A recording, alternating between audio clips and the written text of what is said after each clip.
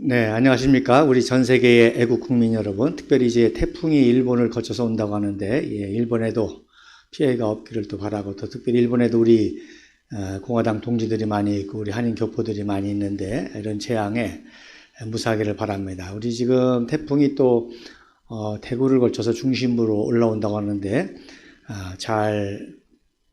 태풍에 잘 대비하시고, 이번에 잼버리 사태를 굉장히 심각하게 조원진 대표님과 저는 보고 있습니다. 이건 완전히 국가의 기본 체제 시스템이 무너진 그런 대란이라고 볼 수가 있습니다. 그럼에도 불구하고 하늘은 우리 또 대한민국을 사랑해서 태풍은 뭐 우리가 일으키거나 또 막을 수 있는 그런 것이 아니잖아요. 다행히 이제 그 태풍으로 인해서 잼버리 스카우트가 철수를 또 미리 해서 그나마 태풍이라는 핑계를 대고 또 철수해서 다른 행사를 가질 수 있게 된 것은 참 다행입니다. 이렇게 참 인간의 재해는 끊임없이 일어남에도 불구하고 하나님께서 또 우리 하늘이 우리 대한민국을 보호하시고 또 도와주시는 것 같아서 감사를 드립니다. 특별히 이제 이번 7월, 8월은 국부 이승만 박사와 관련된 중요한 절기들이 많이 있죠. 특별히 이제 8월 달에는 8.15 광복절과 함께 건국절이 있습니다. 그리고 제가 늘 말씀드리지만 건국식 끝나고 우리 국군의 사열을 받으셨습니다. 그게 바로 건군식입니다. 나라가 생기기 전에는 미 군정청에서 군대가 있었지만 그냥 조선 경비대 또 국방 경비대 이런 정도였었는데 이제 나라가 생기니까 그 나라의 국군이 될 거 아닙니까? 그래서 국군이 된 그 건군식을 또 했던 겁니다. 자, 우리 위대한 이 대한민국 반드시 뿌리가 있습니다. 모든 것은 다 뿌리가 있죠. 역사는 어떤 의미에서 뿌리인데 뿌리가 있어야 뿌리에서 줄기가 자라고 가지가 뻗치고 잎이 무성해져서 열매를 맺는 그런 역사입니다. 어떤 의미에서 우리 대한민국의 뿌리는 언제부터 찾아야 되느냐. 그래서 오늘 그거에 대해서 말씀을 좀 드리려고 하고요. 그거의 열매가 정말 한강의 기적 있고 그러나 아직 최후의 열매는 남았죠. 바로 자유통일을 통해서 한반도 또 한민족 전체에 이 국부 이승만 박사가 꿈꾸었던 또 박정희 대통령 각하께서 또 꿈꾸었고 박근혜 대통령께서 추진했던 이 자유통일, 즉 한반도와 한민족 모두에게 우리 대한민국의 자유와 빛과 풍요를 누리게 하는 이것이 이제 궁극적인 열매일 텐데 그 열매를 앞두고 지금 이제 촛불 탄핵으로 인해서 종북 좌파 정권 5년 그리고 거기에서 이제 칼을 휘둘렀던 검찰 정권이 지금 윤석열 정부 정권인데 역시 국가 지도자로서의 어떤 기본적인 양식과 상식과 또 실력과 인격과 비전 이런 것들이 심히 부족해서 1년여 동안의 계속적인 난망의 모습 결국 이번 잼버리 사태는 그러한 국제대회 하나도 완전히 허술하게 준비하고 거기에 온갖 부정부패가 관련되어 있고 그 부정부패는 다 국회의원 또 공무원, 공직자, 고위공직자들이죠. 그래서 정말 심각한 위기인데 오히려 이 위기가 이제 국민들을 각성시켜서 진정한 국가 지도자를 찾고 진정한 정치 세력을 찾고 진정한 정치가를 찾는 그런 기회로 바로 우리 공화당과 조원진 대표님 그리고 박근혜 대통령의 탄핵 무효 정말 억울한 그리고 촛불 탄핵이 거짓이었다는 것을 또 상대적으로 증명함으로 말미암아 다시금 놀라운 개혁의 반전이 일어나서 우리 공화당과 조원진 대표님과 함께 또 박근혜 대통령과 함께 마지막 열매를 이룰 수 있다고 봅니다. 여러분이 지금 보시는 화면에 오늘의 이제 제목은 제가 세계사적 신앙천재 국부 이승만 박사라는 주제로 말씀을 드리겠습니다. 그래서 여러분 이제 보시는 사진이 중요한 세 가지 전형인데 바로 맨 왼편에 있는 전형이 1920년, 그러니까 1919년 이승만 박사가 3.1운동을 주도하고 한성 정부에서부터 상해, 블라디보스톡 등등의 모든 임시정부의 이제 국가수반으로 이승만 박사가 추대가 되죠. 그리고 상해 임시정부의 이제 초대 대통령이 됐기 때문에 5월 달에 바로 워싱턴 사진관에서 찍은 최초의 대통령 전형이 되겠습니다. 그 다음에 이제 두 번째는 사진이 1948년도 이승만 대통령께서 초대 대통령이 되시고, 그 다음에 1952년도에 직선제로, 즉 전쟁 중에 내각제를 하려고 하는 그런 반역을 발췌개헌으로 진압하고 최초로 직선제 대통령 2대 대통령이 되시죠. 그리고 1956년도 이제 3대 대통령 되기 전에 1955년도에 최초로 공식 존영을 촬영했습니다. 그래서 이것이 독일의 사진가가 찍은 공식 사진인데, 그 사진을 보고 이제 칼라로, 그 당시 이제 칼라가 없었으니까 칼라로 그린 그런 존영이 되겠습니다. 그 다음에 이제 오른쪽 사진이 제 4대 대통령의 무투표 당선이 되시죠. 4대 대통령의 조병옥 박사가 미국에서 암 치료를 받다가 서거하시는 바람에 무투표 당선이 돼서 그때의 이제 마지막 존영이 되겠죠. 네 분이, 프란체스카 영부인이 이때가 이제 60세입니다. 한갑이면서 이승만 박사는 이제 85회 생신 기념으로 최초의 사진입니다. 자, 대한민국의 뿌리가 언제냐? 많은 분들이 이제 1919년 3.1운동으로 말미암아 생긴 상해 임시정부를 많이 얘기하는데, 역시 거기에 뿌리를 둔다 하더라도 국부 이승만 박사가 당연히 이제 부각이 돼야 되겠죠. 그런 것도 모르고 이승만 박사를 부정하는 자들은 자꾸 1948년에 건국절이 아니라 정부 수립이 아니라 바로 1919년, 1920년 상해 임정을 들먹이는 것은 얼마나 어리석은 일인지 볼 수가 있습니다. 그러나 그거보다도 상해 임시정부보다도 더 중요한 뿌리가 있습니다. 자, 그 다음 사진에 한번 보시죠. 1885년 4월 5일 부활절에 최초로 미국 선교사가 두 분이 오셨습니다. 감리교의 아펜젤라 선교사님이 결혼했기 때문에 부부가 참석을 했고요. 그 다음에 이제 장로교 언더우드 선교사가 독신으로 최초의 미국 선교사로 인천 제물포에 도착을 했습니다. 어리석게도 이제 장로교와 감리교 사람들이 서로 싸우죠. 누가 먼저 제물포에 발을 내디뎠느냐. 뭐 장로교 측에서는 젊은 언더우드가 먼저 내렸을 거다. 그렇게 많이 하겠는데, 상식적으로 보면 미국의 문화는 뭐예요? 레디 포스트잖아요. 그래서 아마 아펜젤라 부인이 제일 먼저 발을 디뎠고, 또 아펜젤라가 인도에서 내렸고, 그 다음에 언더우드 선교사가 내렸는데, 어쨌든 쓸데없는 그런 논쟁입니다. 그래서 누가 먼저 왔느냐는 그 정통성에, 어리석은 정통성에 이 우리나라 교단들이 싸우는 건 참 어리석은데요. 이때부터 언더우드 아펜젤라 선교사님은 장로교, 감리교 교파는 다르지만 철저하게 연합해서 이 대한민국을 위해서 헌신한 사람들인데, 특별히 미국의 선교사들은, 아펜젤라 언더우드에서부터 쭉 미국에, 한국에 온 선교사들은요, 특별한 경우입니다. 물론 중국에도 이미 선교를 먼저 했고, 일본도 먼저 했고요. 또 인도도, 아프리카도, 미국의 그 남북전쟁이 끝난 다음에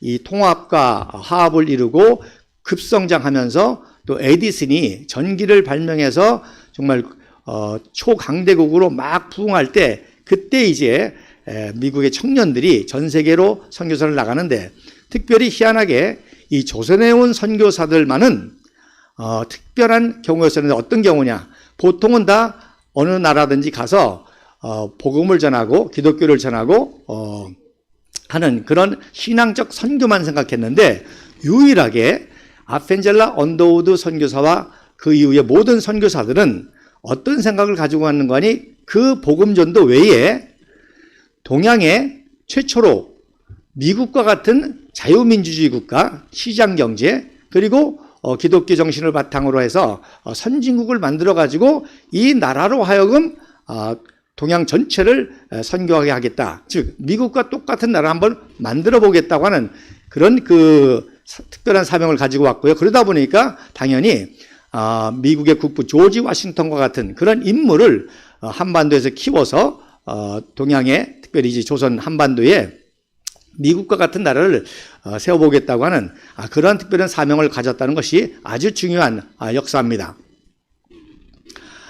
그리고 아펜젤라 언더우드뿐만 아니라 한국의 선교사들은 미국 사람들이 그래요. 미국 역사가들이, 이분들은 미국에 있으면 대통령도 할 수 있는 그런 탁월한 인재들이었다는 거예요. 그런 탁월한 인재들이 한국에 와서 선교를 하고 교육을 하고 병원을 세우고 했을 때 정말 놀라운 폭발적인 영향력이 있었겠죠. 자, 그런데 놀라운 것은 오늘날 대한민국의 뿌리가 언제냐? 바로 이때입니다. 아펜젤라 선교사님이 도착하자마자 기도를 드렸는데 우리는 부활절 아침에 이곳에 왔습니다. 그날 사망의 권세를 이기신 주께서 이 백성을 얽어맨 결박을 끊으사 하나님의 자녀로서의 자유와 빛을 주옵소서. 이 자유와 빛이라는 개념, 이 자유와 빛의 나라가 되게 해달라는 그런 기도를 드렸는데 정말 대한민국은 이 역사가 이루어졌죠. 그래서 오른쪽에 보면 이게 2015년 1월 달에 항공위성 사진인데요. 대한민국은 완전히 빛을 회복했죠. 빛을 회복한 정도가 아니라 우리나라는 지금 전력에 있어서는 세계 1위입니다. 전 세계에서 가장 밝은 나라요. 또 원자력 기술, 원자력 원전까지 수출하는 그런 빛의 나라가 됐고, 또 인천공항 아시죠? 인천공항이 서비스 전 세계 1위입니다. 2007년부터 지금까지 1위인데 그 인천공항을 통해서 자유로운 자유의 상징이 해외여행이거든요. 이동의 자유, 여행의 자유, 또 국제 여행의 자유인데 자유의 최고의 최고봉이라 할 수 있는 것이. 근데 인천공항을 통해서 수많은 외국의 선진국, 후진국 다 공부하러, 관광하러 등등에 오죠. 또 우리 자유롭게 우리 청년들도 지금 전 세계로 나가고 합니다. 저도 1993년도에 이제 그때는 이제 김포공항이죠. 김포공항을 통해서 해외로 나가고 그때 이제 선교사들이 제일 많이 나갔을 때입니다. 어쨌든지 간에 이런 자유와 빛의 나라가 됐는데 오히려 저 북한은 여러분 아시는 것처럼 완전한 공산 감옥 국가가 됐지 않습니까?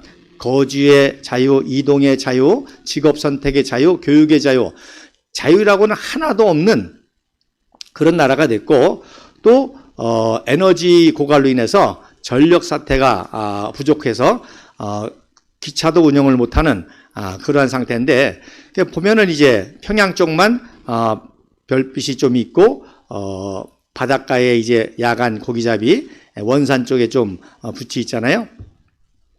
그런데 대한민국의 이 종북 좌파들이 어느 정도 왜곡되는 거니 서울대학교 교수라는 사람이 서울대학생이라는 사람들이 이 사진을 보고 뭐라고 그랬냐면 한미 상호 방위 조약으로 한미 훈련, 군사 훈련을 계속하고 또 북침 훈련을 계속하기 때문에 북한에서 등하 관제 훈련을 한 것이다. 그런데 북한은 김일성 민족으로 얼마나 일치 단결이 잘 되는 거니 이렇게 한순간에 등하 관제 훈련을 할 수 있는 그러한 북한의 민족이다. 북한의 위대성을 나타낸다. 어떻게 그렇게 얘기를 합니다.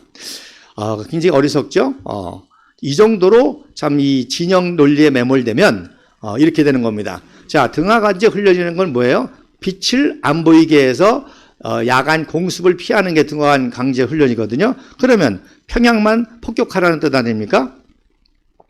평양조차도 전력이 부족해서 오로지 김일성, 김정일 사진만 빛을 비치는 걸 지난주간 보셨을 것입니다.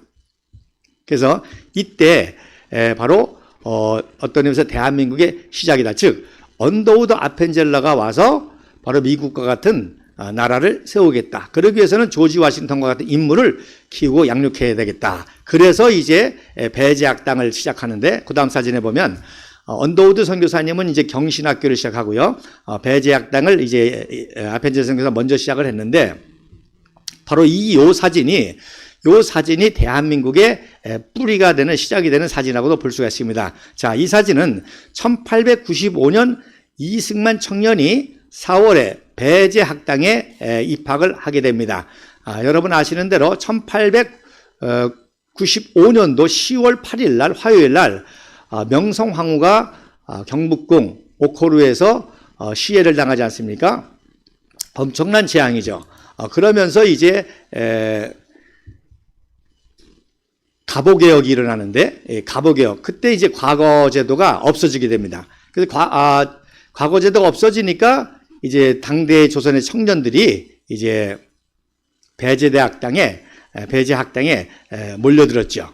그래서 이 사진은 1896년 5월 21일 오후 3시에 배제학당의 채플로 사용하는 정동제일감리교에서 배제대학 컬리지 과정 제1회 모교 강좌를 기념한 그런 사진입니다. 그래서 미국의 유명한 대학들은 다 특별 강좌가 있죠. 유명한 분들의 이름을 붙여가지고 렉처라고 하는 플리처 렉처 이런 강좌들이 다 있습니다. 그걸 그대로 본따서 배제학당 1895년도 이승만 청년이 입학할 때 그때가 배제학당의 첫 콜리지 과정이 생긴 거거든요. 그래서 콜리지 과정 1회 입학을 했고 그 다음 해에 이제 배제대학의 1회 모교 강좌를 시작한 사진입니다. 그래서 지금도 감리교 계통 학교는 다 모교 강좌가 있습니다. 배제대학, 또 배제학교, 감리교 신학대학, 모건대학 모교 강좌 계속 이루어지고 있습니다. 이 사진이 그래서 굉장히 중요한 사진인데 그동안에는 그냥 몇 년도 배제학당이다라는 것만 알려졌습니다. 연도도 다 각각 다르고요. 배제학당은 맞는데 연도가 다 각각입니다. 그 다음에 유일하게 여주의 기독교 그 100주년 기념관이 있는데 거기에 이 사진에 유일하게 뭐라고 하는 거니 창문에 걸터 앉아 있는 게 이승만이다 이렇게 기록이 되어 있습니다. 여러분 오른쪽 창문에 두 청소년이 앉아 있죠. 16살 정도의 청소년입니다. 그러니까 안 맞죠. 이승만은 이때 21살의 청년이니까. 자, 그래서 이 사진은 바로 모교 강좌 때 그 당시 이제 학생 겸 교사로 있었던 이승만을 중심으로 한 그런 사진인데 여러분 맨 왼쪽에 보면 선교사의 모습이 보이죠? 화면에는 제 얼굴이 안 보여도 좋습니다. 사진만 보여줘도 전 설명만 할게요. 그래서 맨 왼쪽에 보면 외국인 선교사가 있는데 이분이 이제 맥길 선교사라고 배제학당에서 사역을 하면서 애우계곡에 있죠. 아연교회에서 사역하는 그런 분이시고요. 그 다음에 이제 뒤에 줄에 서 있는 거물들이 서 있죠. 바로 최초의 단발령을 한 이승만 청년이 보이고요. 그 다음에 그 옆에 있는 게 유일하게 하버드 출신의 버스티드 선교사의 모습입니다. 그래서 미국의 명문대학 출신의 선교사들이 다 왔지만 이상하게도 프린스턴 출신도 많고 예일 출신도 있는데 하버드 출신으로는 버스티드 선교사가 유일합니다. 이 버스티드 선교사는 이승만 청년하고 한 8살 정도밖에 차이가 안 납니다. 그러니까 스승과 제자 사이기도 하지만 아주 친구 사이로 아주 친밀했고 이승만의 영어 그 실력이 바로 이 버스티드 선교사의 영향을 많이 받았죠. 그래서 1897년도 7월 달에 배제대학 제 콜리지 과정 1회가 졸업 연설할 때도 버스티드 선교사의 지도를 받아서 조선의 독립이라고 하는 영어 연설을 이승만 청년이 하게 된다. 그리고 이제 그 가운데에 키 큰 중절모자 쓴 키 큰 분이 바로 아펜젤라 선교사님이 제1회 모교 강좌에 초청 강사로 초청한 서재필 박사의 모습입니다. 그리고 오른쪽에 또 중절모자 쓴 분이 바로 제중원 세브란스의 에이비슨 박사가 되겠습니다. 그래서 이 사진이 왜 중요한 거 아니? 과거제 말씀드린 과거제 폐지로 인해서 당대의 조선의 최고 엘리트들 168명이 입학을 한 거예요. 그래서 여러분 보시면은 다 허름한 아이들 같지만 아이들도 있고 청소년도 있고 청년도 있지만 얘들이 사실 그 당시에 최고의 엘리트 가문의 자녀들이고 엘리트 청소년들입니다. 그래서 배제라고 하는 이름을 고종 황제가 지어줬죠. 그러니까 선교사들이 맨 사역 보고를 자기 미국 선교부에다가도 하지만 고종 황제에게도 선교 보고를 합니다. 이때 감리교 스크랜튼 선교사가 뭐라고 선교 보고를 하는 거 아니? 과거제 폐지로 인해서 많은 엘리트들이 한국에 우리 학교에 왔습니다. 이들을 잘 키워서 국가의 지도자로 키우겠습니다. 그런데 당대의 최고의 천재인 이승만이라는 청년이 들어왔는데 이 청년을 우리가 특별히 잘 교육해서 국가의 지도자로 그렇게 양육해서 보내겠습니다. 이런 보고서를 또 씁니다. 자, 그런데 놀라운 것은 명성황후 시해 사건이 엄청난 충격이었기 때문에 이제 고종 황제가 신변의 위협을 느끼고 그래서 선교사들이 보초를 쓰죠. 선교사들이 만들어진 음식을 먹고 선교사들이 보초를 쓰죠. 그러다가 10월 28일 날 그 유명한 춘생문 사건이 있습니다. 춘생문을 통해서 고종 황제를 여장을 해가지고 가마에 태워서 몰래 안전한 미국 공사관에 피신을 시키려고 하는 춘생문 사건이 있었는데 그때 선교사들과 함께 이승만 청년이 활약을 했습니다. 근데 실패를 하다 보니까 이승만 청년이 황해도에 피신을 했었죠. 그러다가 이제 사태가 진정이 되고 말씀드린 12월 28일 날, 12월 30일 날 가보개혁 단발령이 있습니다. 그리고선 이제 1896년도 이제 다시 학교가 열렸을 때 이승만이 학교에 나오면서 2월 달에요. 2월 달에 최초로 이승만 청년이 상투를 자르는 단발을 합니다. 근데 놀라운 거는요. 이때 이승만 청년이 이 제정원의 에이비슨 박사에게 상투를 잘라다고 하는데 뭐라고 그러는 거 아니?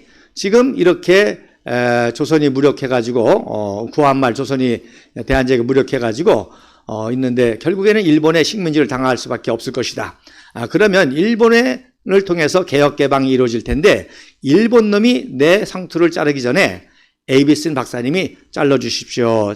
에이비슨 박사에게 잘리겠습니다. 해서 에이비슨 박사가 수술용 칼로 상투를 자르고 그리고 그거를 알코올 베이커에 이제 보관을 하게 됩니다. 그러니까 이 사진은 또 그 단발령 기념 사진이기도 하죠. 자, 그 다음 사진 한번 보시다. 자, 이승만 청년이 여러분 그 보시면 그 사진 한번 보시면 세 명의 청년의 모습이 있는 사진 있을 거예요. 배제대학 땅 사진 다음에 김구, 안중근, 이승만이 나온 사진 한번 보시면 아마 전사 두 번째 사진일까요? 그 사진 맞습니다. 자, 1895년 10월 8일 날 명성황후가 경복궁 안에 오코루에서 살해를 당했는데 엄청난 사건이죠. 인류 역사상 이런 사건이 없었죠. 많은 사람들이 어리석게도 명성황후의 무슨 부정부패라든지 또 무당을 들여서 굿했다든지 아주 그런 못쓸 여자로 많이 그렇게 얘기를 합니다. 아니 만약에 명성황후 그렇게 못쓸 여자면 일본 제국이 왜 명성황후를 살해합니까? 내버려둬도 망할 텐데. 무슨 뜻입니까? 명성황후를 살해하지 않고는 조선 식민지가 불가능하다고 판단을 했기 때문에 명성황후를 살해한 것입니다. 물론 오늘날의 기준에 보면은 여러 가지 좀 그런 면이 있지만 그 당시 상황에서 바로 명성황후가 조선의 실세였던 거죠. 고종 황제는 허수아비였고, 자 1894년도 청일 전쟁이 끝난 다음에 일본이 전쟁 배상금을 엄청나게 받아가지고 조선의 모든 전신선을 장악하는 그런 작업을 했습니다. 그래서 고종 황제에게 그 전신선을 독점할 수 있는 것을 요청했을 때 당연히 반대죠. 누가 반대했습니까? 바로 명성황후가 배후에서 반대한 거예요. 그래서 그 당시만 해도 고종 황제가 외국 사신이나 누굴 접견을 하면 평풍 뒤에서 명성황후가 뒤에서 이제 조언을 했죠. 그러니까 이노우에 가오르라고 하는 일본 공사가 이토 히로부미의 친구죠. 막대한 돈을 명성황후에게 제공해서 돈으로 매수를 하려고 했는데 받았습니까? 안 받았습니까? 안 받았죠. 안 받으니까 할 수 없다. 그 다음에 최초로 그 국제관계, 국제외교의 중요성을 안 게 바로 명성황후입니다. 물론 조선의 미국 선교사들이 그런 영향력을 미쳤죠. 그래서 일본의 침략을 막아보려고 바로 국제외교적인 명성황후가 러시아와의 그런 외교관계 그리고 미국과의 외교관계를 추진했던 겁니다. 그러니까 만약에 그렇게 되면 일본이 조선 식민지의 걸림돌이 되니까 살해를 하게 됐던 거죠. 특별히 안타까운 거는 명성황후는 아무래도 바다 건너 미국보다는 가까이 있는 러시아가 우리에게 더 도움이 되지 않겠는가 그런 판단을 했고요. 또 하나는 러시아의 영토 야역을 몰랐던 거예요. 그 당시만 해도 러시아의 영토 야역을 모르고 사실 일본보다 러시아, 소련이 더 위험한 거는 역사적으로 판단이 또 됐죠. 그래서 미국보다는 러시아 쪽에 더 친밀했고 그래서 이제 아간 파척까지도 이루어지게 되는데 이렇게 국제 외교적인 전략을 쓰니까 일본에서는 명성황후를 제거했던 것이죠. 자, 뭐 고종 황제도 놀랬으니까 이제 그렇게 선교사들이 보초를 쓸 정도고요. 그 당시 뭐 전 국민이 백성이 통곡을 하고 황후가 암살됐으니까 많은 청년들이 가슴을 치며 통곡을 했겠죠. 자, 그때 특별히 3명의 조선의 청년의 가슴에 불이 붙은 거예요. 이 일본의 악랄한 만행에 대한. 그래서 김구는 1896년생으로 이때가 20대 청년인데 황해도 안악에서 주막에서 조선인을 가장한 긴 칼을 차고 딱 뭐 조선인으로 복장을 했지만 일본 사람이 그렇게 했다는 걸 눈치챌 수 있지 않습니까? 그래서 주막에서 스치다 조스케라는 사람을 주먹으로 때려 죽입니다. 그래서 이제 체포돼가지고 재판을 받죠. 그래서 이 스치다 조스케가 누구냐라는 것에 대해서 또 많은 학자들의 논란이 많은데 명성황후 시해에 관여했던 일본 육군 장교다. 낭인이 아니라 낭인으로 위장한 다 군인들입니다. 구마모토의 사무라이라든지 미 육군의 최정예 장교들이 참가한 살해 사건이거든요. 그러니까 그 중에 한 명이라고 생각해서 이제 때려 죽였다는 거예요. 그러니까 재판을 할 때 일본 측에서 만약 일본 측에서 일본 육군 중위가 주먹에 맞아 때려 죽었다? 그 당연히 원하는 바가 아니죠. 그러니까 그냥 구마모토의 상인이다 이렇게 하고 또 김구의 입장에서는 일본 중위를 때려 죽여야 그래야 또 명성이 있잖아요. 그래서 조서에는 어떻게 나오냐면 김구가 먼저 와서 밥상을 차려달라고 했는데 나중에 온 이 스치다 조스케가 밥상을 요구하니까 그 사람에게 먼저 갖다 줘서 기분 나빠서 때려 죽였다.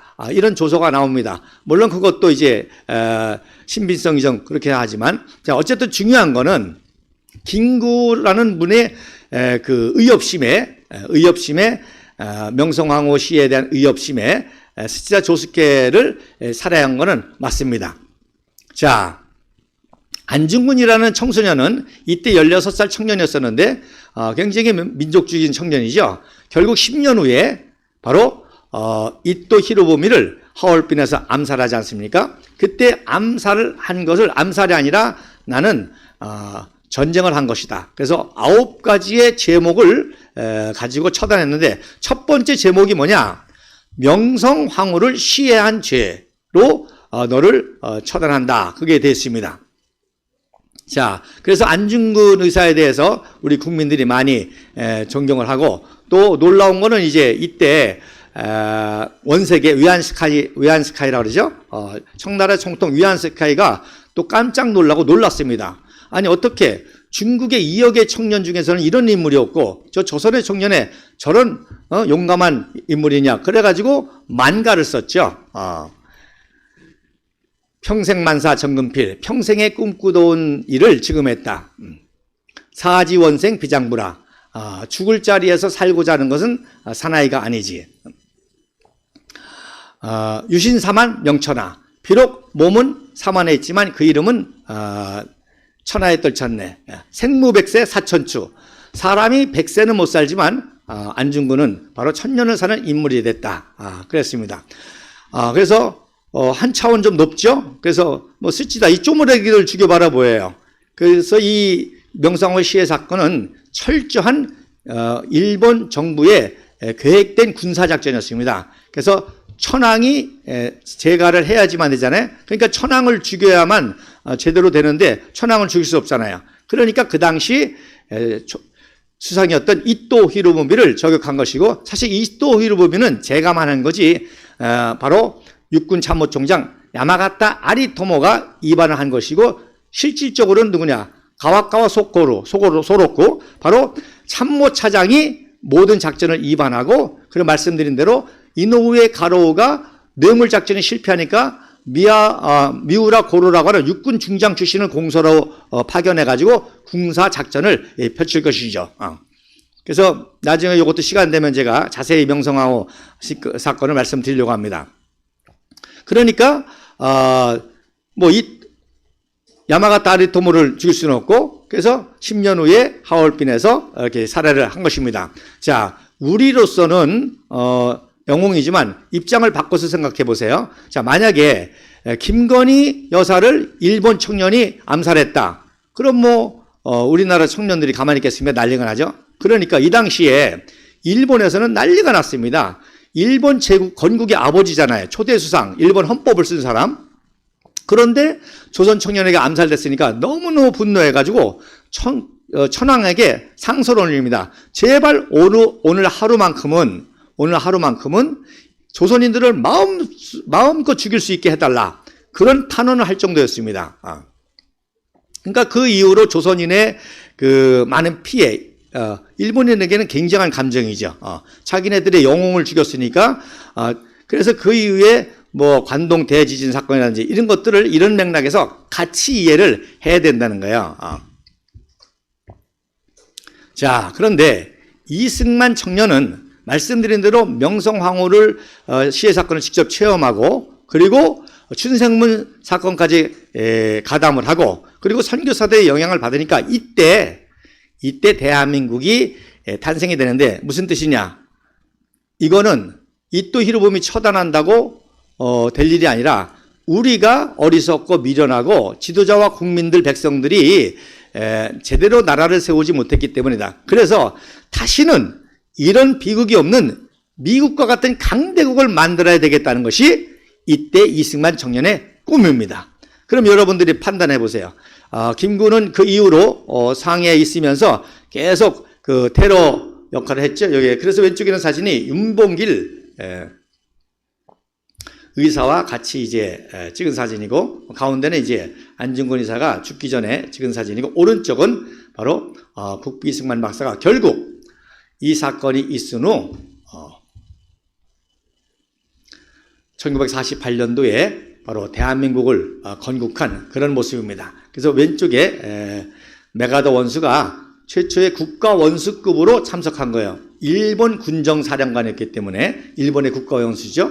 그래서 최초의 건국식에 참석한 모습입니다. 그래서 오늘날 대한민국의 뿌리는 바로 명성황후 시해 사건이다. 이승만 청년이 이때부터 미국과 같은 그런 강대국을 만들어서 다시는 이런 비극이 없도록 해야 되겠다. 이런 결심으로 대한민국을 세운 것이죠. 그래서 8.15 광복절 날 대한민국을 건국한 정부를 수립하고, 정부를 수립하니까 국군이 되어서 건군절까지 된, 그리고 나라가 세워지니까 정보부가 필요할 거 아니야. 그래서 이승만 박사가 청년 시절부터 키운 장석원이를 통해서 감찰원을 만듭니다. 그게 오늘날 국정원의 뿌리예요. 그러니까 이종찬이란 놈이라고 참 여기 안 나올 수 있는데, 이 대한민국의 가장 녹을 먹은 놈 아닙니까? 이승만 박사가 나라를 세워서 감찰부를 세우고, 그 감찰부가 국정원인데 거기서 국정원장까지 한 놈이 대한민국 건국에 대해서 또 국부 이승만 박사가 함부로 얘기한다?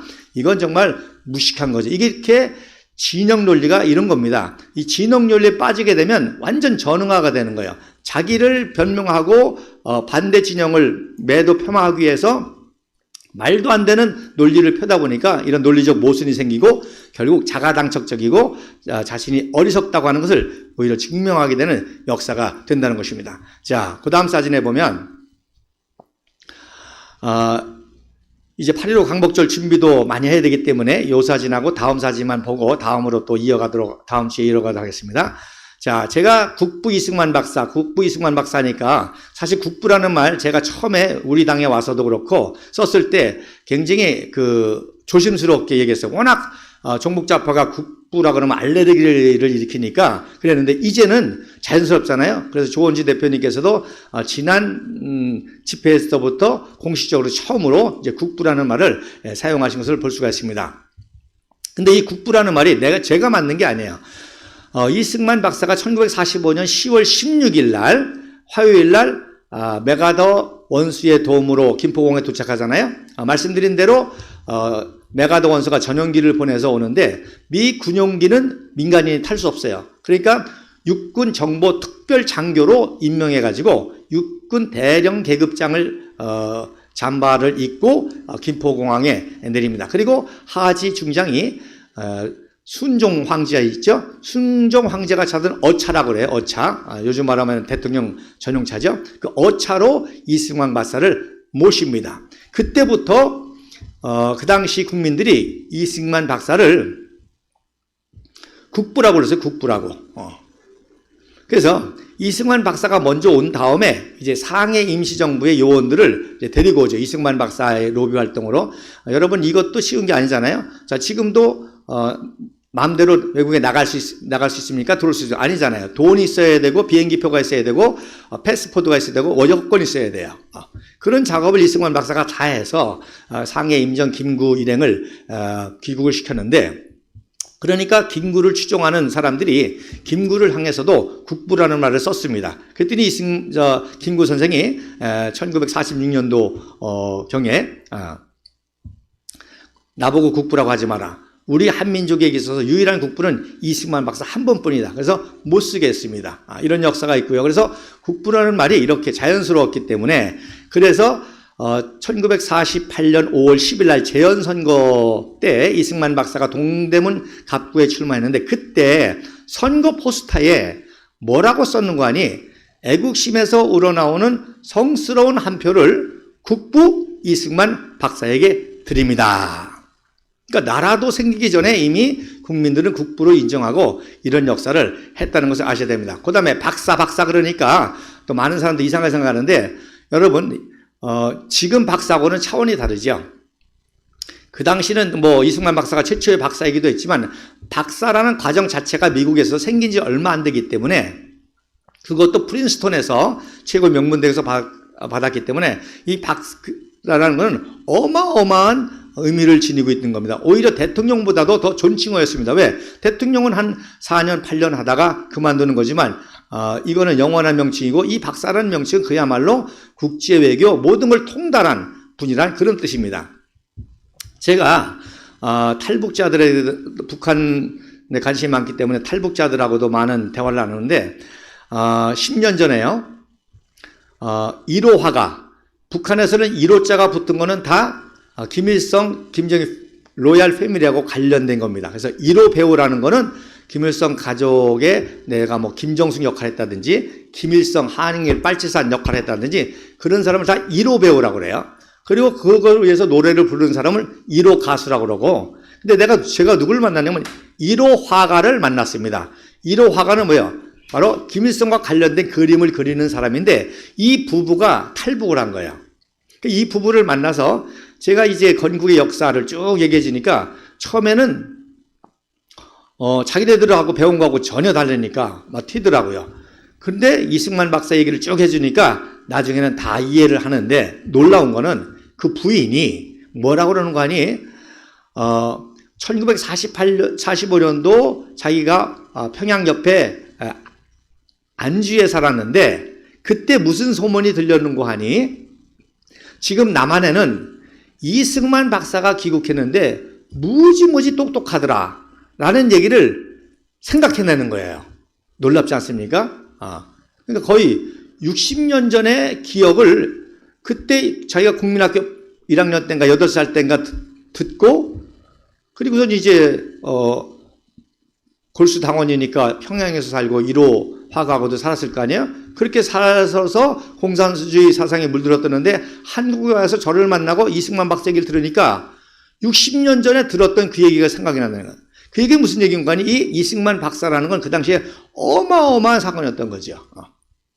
그래서 이 박사 하는 거에서 잘 모르니까 어떤 분들은 왜 자꾸 박사라고 그러느냐, 이 박사라는 의미가 이 당시에는 다. 그래서 제가 프랭카드 옛날 보여주면 이승만 박사 절대 지지, 이 박사, 우남 이 박사, 그런 의미가 있는 겁니다. 자, 그럼 그 다음 사진에 이제 요것만 설명하고 오늘 방송 마치도록 하는데, 자, 메가더 원수가 방문했을 때, 그 건국식 방문했을 때 왼쪽 사진에 보면 윤치영 내무장관이 뭐 선물을 드리죠. 그때 그 선물을 받고 메가더가 아주 어린아이와 같이 기뻐하는 표정을 짓지 않습니까? 여러분 메가더는 아시는 것처럼 굉장히 근엄한 표정들만 많이 있잖아요. 근데 이거 완전히 어린아이처럼 기뻐하는 그런 사진입니다. 어떤 전설이 있었는가 하니 오른쪽에 메가더 원수의 아버지가 대령 때 1904년 3월 달 바로 러일 전쟁을 참관하는 러일 전쟁을 조사하는 군사 고문단으로 조선을 방문했습니다. 그때 메가더는 웨스트 포인트를 갓 졸업하고 중위로 이제 부관을 하면서 아버지와 같이 조선 땅을 밟았던 거죠. 그때 고종 황제가 바로 미국과의 도움을 통해서 일본의 침략을 막아보려고 이 메가더 원수를 극진하게 대접하면서 200년 된 그 조선 향로를 메가더 대령에게 선물을 합니다. 그리고 메가더 대령이 이제 나중에 장군도 되고 조선 총독, 필리핀 총독도 하고 그러면서 이거를 메가더에게 물려주는데 메가더는 이 조선 향로를 가지고 가는 곳마다 성공하는 거예요.